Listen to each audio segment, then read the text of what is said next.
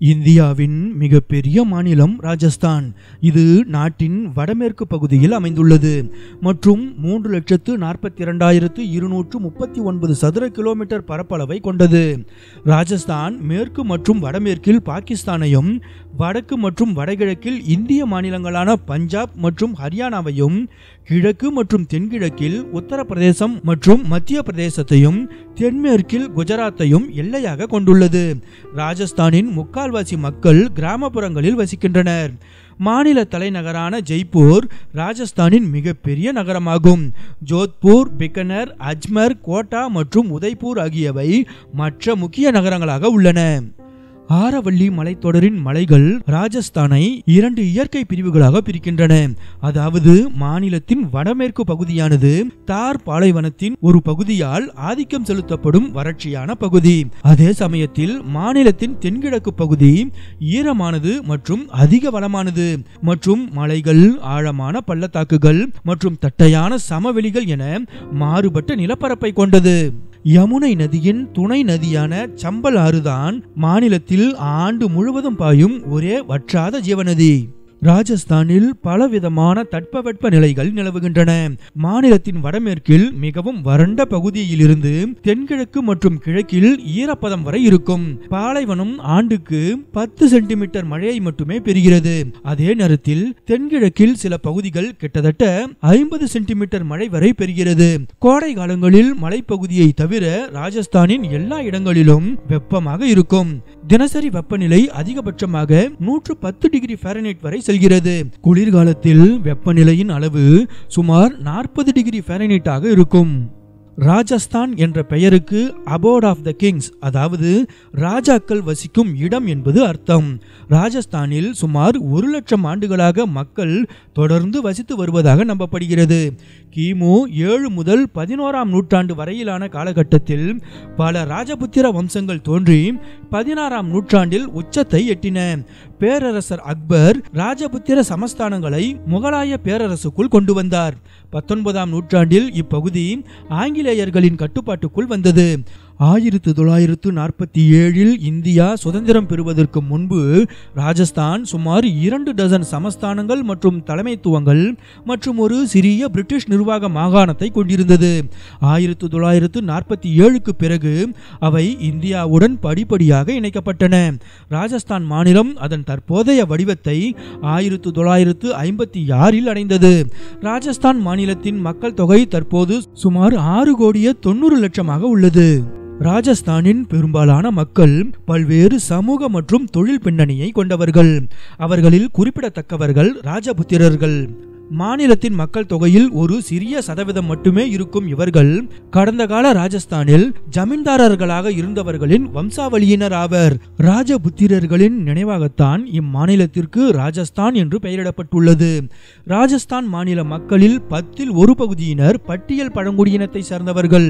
மாநிலத்தின் அதிகாரபூர்வ மொழி இந்தி என்றாலும் பெரும்பாலான மக்கள் இண்டோ ஆரியன் மொழிகளில் ஒன்றான ராஜஸ்தானியை பேசுகிறார்கள்.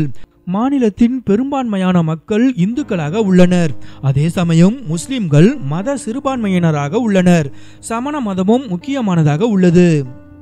விவசாயத்துறை நீண்ட காலமாகவே ராஜஸ்தானின் பொருளாதாரத்தின் பிரதானமாக இருந்து வருகிறது மற்றும் இது மாநிலத்தின் பொருளாதார உற்பத்தியில் 4ல் 1 பங்கை கொண்டுள்ளது. மேலும் இது மாநிலத்தின் உழைக்கும் மக்களில் 3ல் 2 பங்கை பயன்படுத்துகிறது. பருவமழை பெரிய அளவில் இல்லாவிட்டாலும் கூட ராஜஸ்தானில் கிட்டத்தட்ட அனைத்து வகையான பயிர்களும் வளர்க்கப்படுகின்றன.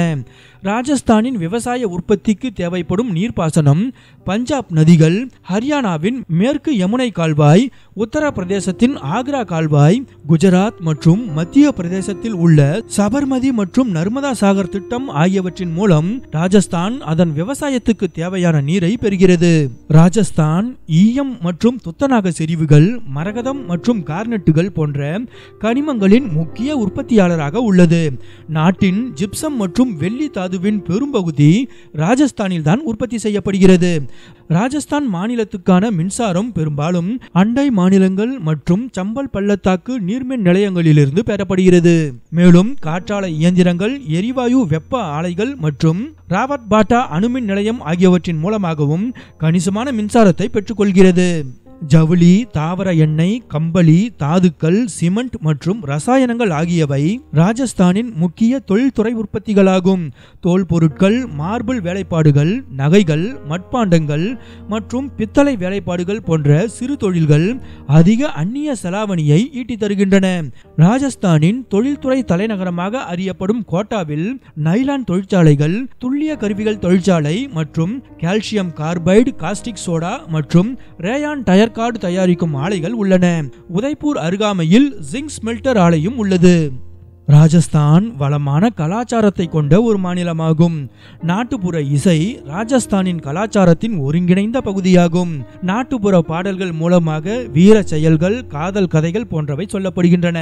நாட்டுப்புற இசை கருவிகளுடன் கூடிய பஜனைகள் மற்றும் பாணிகள் தனித்துவமான சுவையை அளிக்கின்றன. நாட்டுப்புற நடனங்களுக்கு பிரபலமான ராஜஸ்தானில் ஜோத்பூரின் கூமர் நடனமும் ஜெய்சால்மரின் கல்பாலியா நடனமும் சர்வதேச அங்கீகாரத்தை பெற்றுள்ளன. ராஜஸ்தானிய பெண்களின் பாரம்பரிய உடைகளாக காக்ரா, சோலி, குர்திஸ், ஓத்னி மற்றும் பல பாகங்கள் உள்ளன.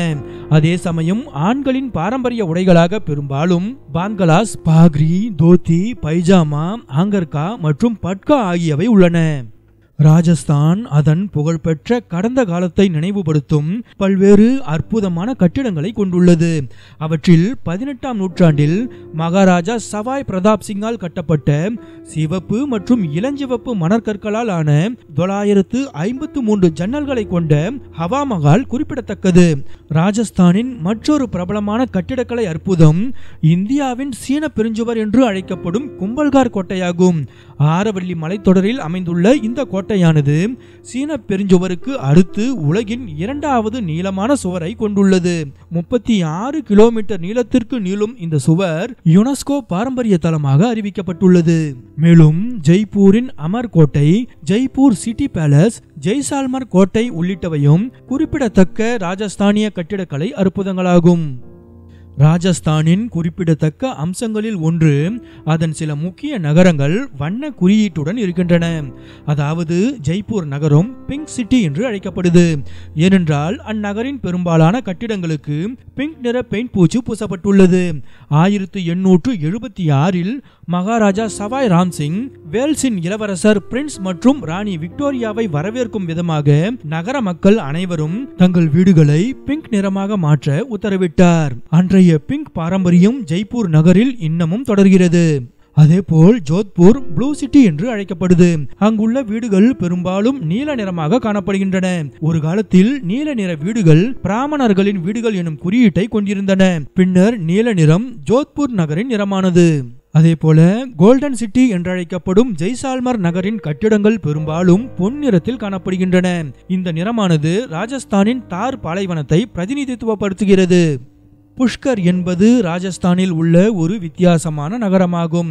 இந்நகரம் உலகின் ஒரே பிரம்மா கோவிலை கொண்டுள்ளது.